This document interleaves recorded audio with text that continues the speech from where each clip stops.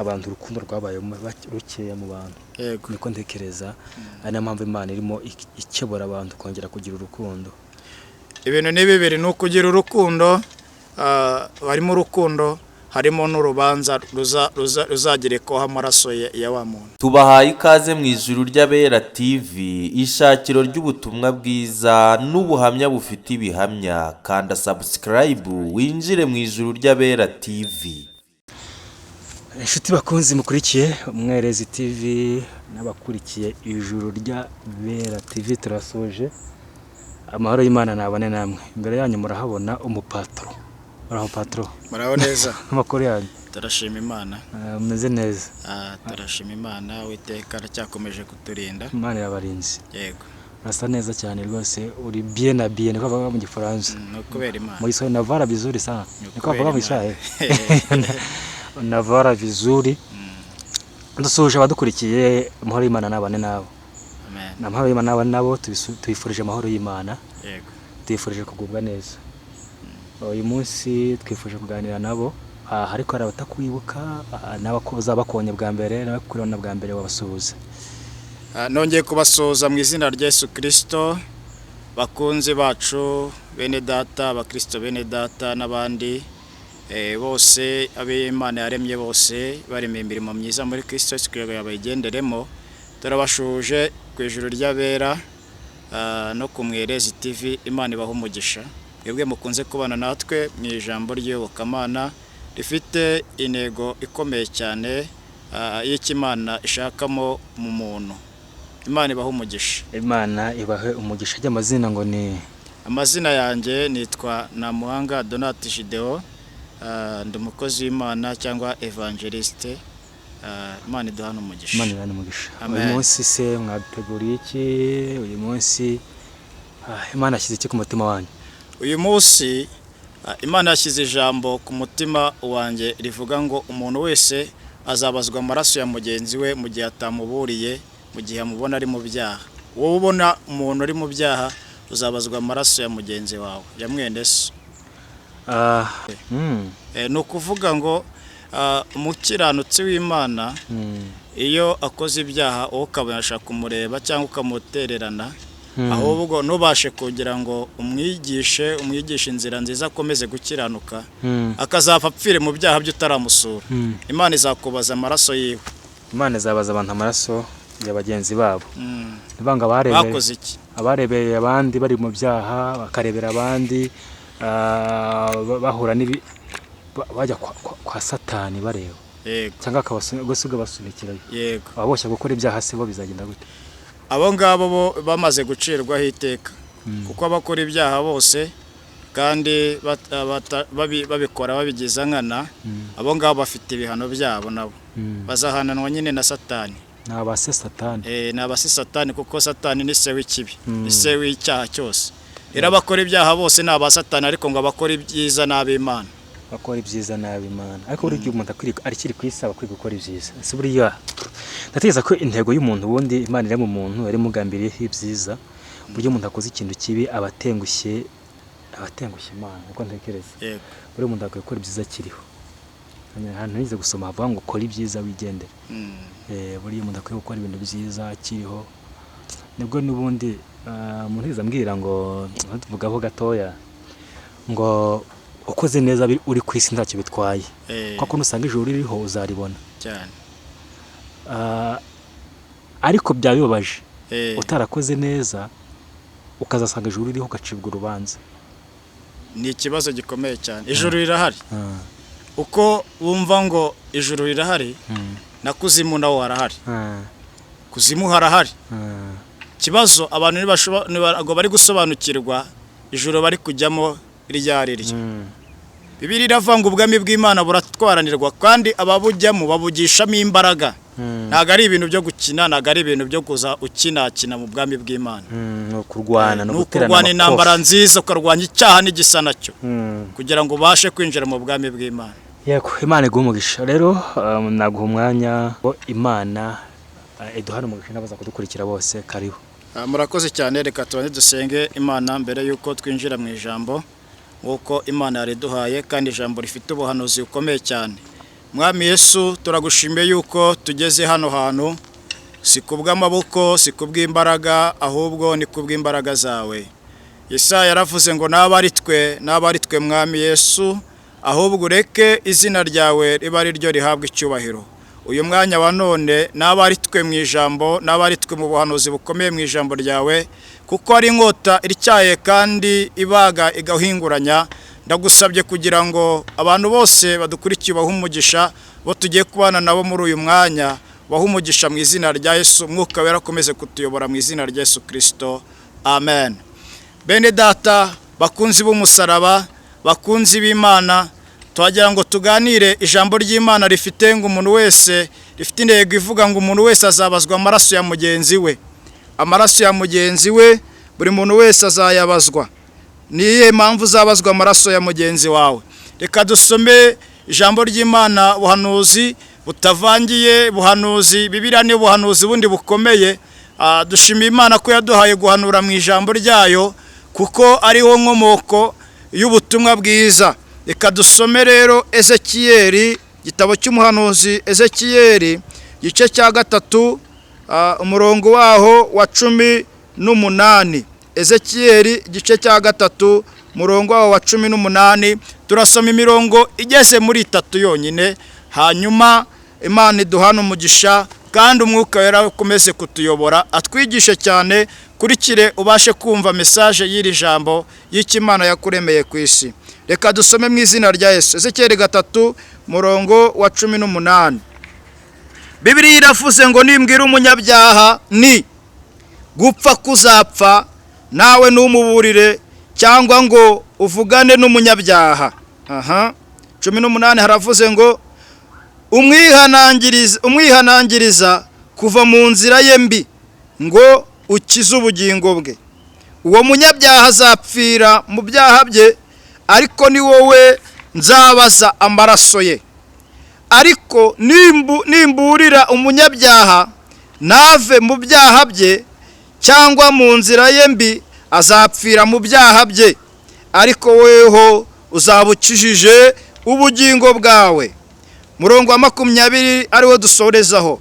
Kandi umukiranutsi nareka gukiranuka kwe, agakora ibyo gukiranirwa, nzashyira igitsitaza imbere ye, kandi azapfa, kuko utamuburiye azapfira mu cyaha cye, kandi imirimo ye yose yo gukiranuka yakoze ntizibuka ukundi. Ariko we nzabaza amaraso ye, amen. Dusubiremo, ariko ni wowe nzabaza amaraso ye, amen. Ndagira ngo twongere dusobanukirwe neza kugira ngo wumve intego y'iri jambo iri hano ku murongo wawo wa 19. Iravuga ngo mu nzira ye ngo ariko nimburira umunyabyaha nave mu byaha bye, cyangwa mu nzira ye mbi, azapfira mu byaha bye, ariko wowe uzabukije ubugingo bwawe. Kandi umukiranutsi nareka gukiranuka kwe, agakora ibyo gukiranirwa, nzashyira igitsitaza imbere ye, kandi azapfa, kuko utamuburiye azapfira mu cyaha cye, kandi imirimo ye yose yo gukiranuka yakoze ntizibukwa ukundi. Ariko ni wowe nzabaza amaraso ye. Imana tugirire neza, inde kuzabazwa amaraso y'abagenzi bacu. Hanyuma iri jambo rifite intego ivuga ngo nubona mwene so akora ibyaha Imana ukamwihorera, Imana izakubaza amaraso yewe. Abantu benshi bari kuba abanyamwigendaho, kandi muri iyi si ni ugufashanya, kandi muri iyi si ni ukungwanirana, kandi muri iyi si ni ugukomezanya.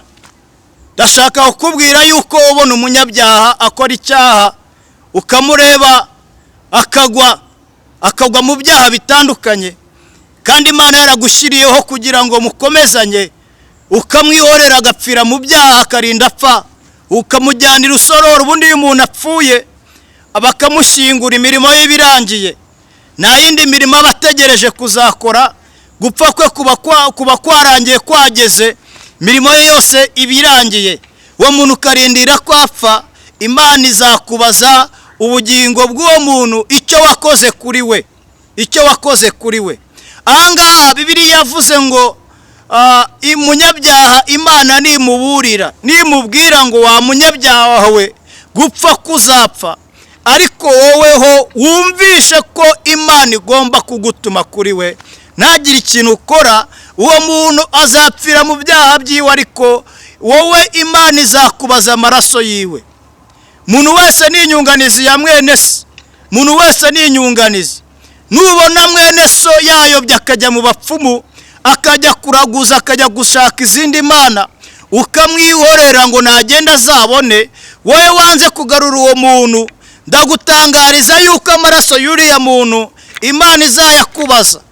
Nawe wamushyigikiye ukabasha kumufasha kujyayo, mu gihe utihanye ukirifite umwuka, nupfa imirimo yawe izaba yarangiye, Imana izayishyira ku munzani. Icyo gihe Imana izakubaza amaraso y'uwo muntu. Mwene data, muvandimwe, nshuti yanjye, Imana irashaka yuko ubwiriza wa muntu uri mu byaha akabasha guhindukira. Impamvu habaho inyigisho nyinshi cyane ni iyihe?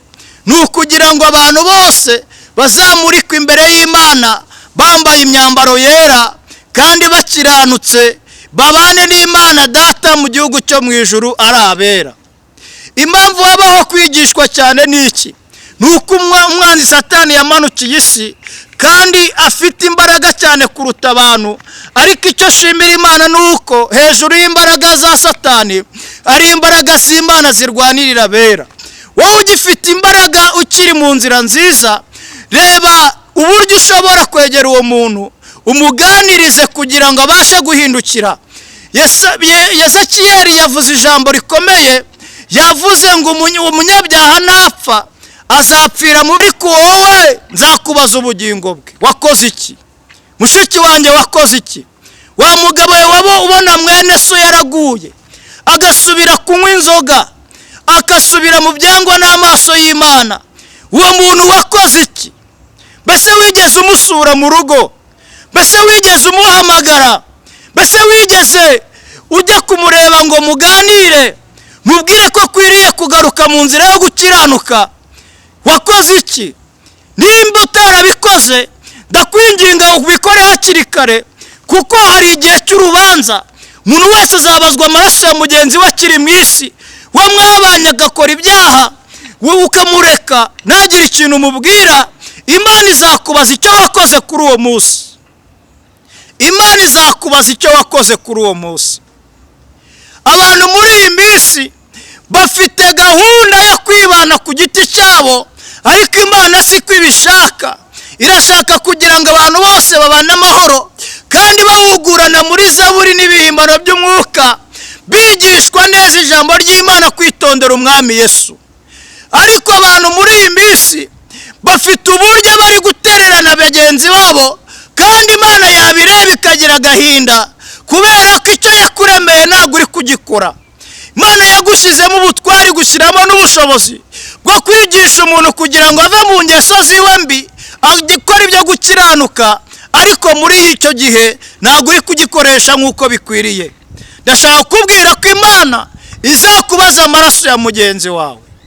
Reba mwene so wagiye mu byaha, reba mwene so waguye, reba mwene so wishingiye, mwararirimbanaga ukamwihorera, bakamutenga ku igaburo, bakamutenga mu rusengero, bakamuha Satani, nawe ukavuga ngo Satani yego nagenda amurebe, dore niwe wizize, twajyaga tumubwira, twajyaga dusengana. Ariko uwo muntu akajya muri ibyo byaha, akaba muri izo mbaraga z'abadayimoni. Wowe nubasha kugira ngo abashe guhinduka, ubigiremo uruhare, Imana izakubaza amaraso y'uwo muntu wamwasenganaga ku karago, mwaririmbanaga, mwabwirizaga ubutumwa bwiza, yarangiza akagwa, hanyuma ntugire gahunda yo kujya kumusanga ngo ubashe kumuganiriza agaruke mu nzira nziza yo gukiranuka. Bibiliya yavuze ngo umukiranutsi nakora ibyaha ngo ndapfa, imirimo ye yose izaba yaribagiranye. Nimba yarafashije abarwayi, ngo ibyo ngibyo Imana ntizabyibuka. Ngo nasubira inyuma agakora icyaha, ngo niba yarigeze afasha abakene, yaratanze amaturo menshi, iyo mirimo ntabwo izigera yibukwa. Imana nigira amarangamutima nta bintu ishingiraho ku munyabyaha, ahubwo Imana ishingira ku mirimo y'umukiranutsi. Iyo umukiranutsi ahagaze mu nzira nziza, Imana iramanuka igashingira ku mirimo yiwe yakoze, ikamwambika ikamba ry'ubugingo. Saba yuko duhora dukiranuka uko bwije n'uko bukeye, kugira ngo tuzabane n'Imana kandi tuzambikwe ikamba ry'abakiranutsi.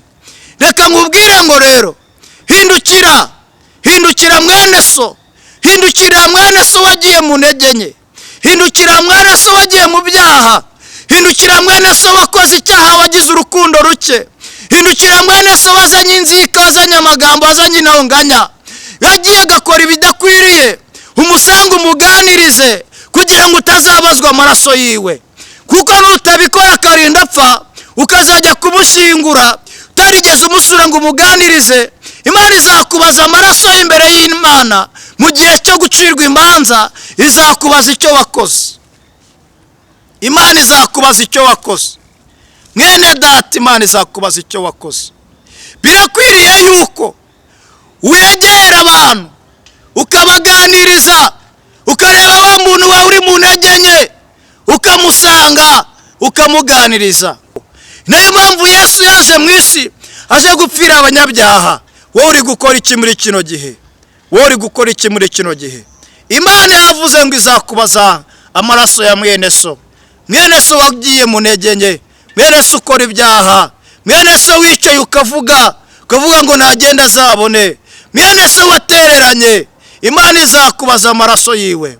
Icyo Imana yakuremeye ni ukugira ngo ugarure abantu bose bave mu ntege nke, bave mu gihe cy'ubunehenebere, bave mu gihe cyo gukoronezwa n'umwanzi. Ubasengere, ubahugure, bigisha ijambo ry'Imana, bahaguruke bave mu mbaraga nkeya, binjira mu bwami bw'Imana.